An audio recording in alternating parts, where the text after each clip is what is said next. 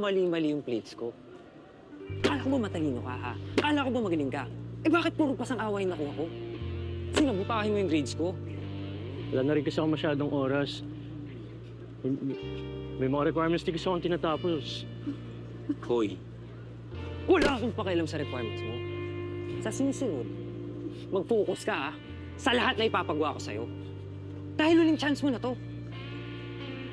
Pag pumalpa ka pa, mas matindi pa dito pagdadaan. Ha?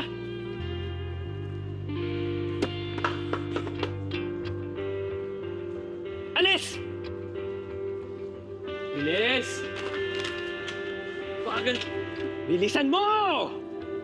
Ano sinabi?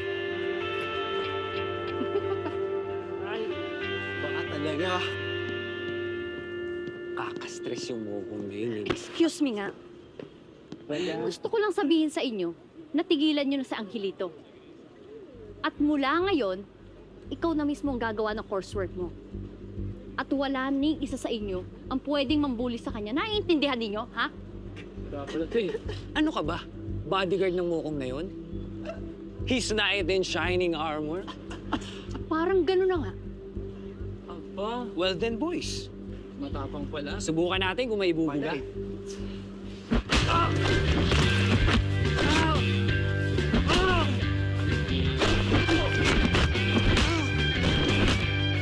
Ano? Ikaw?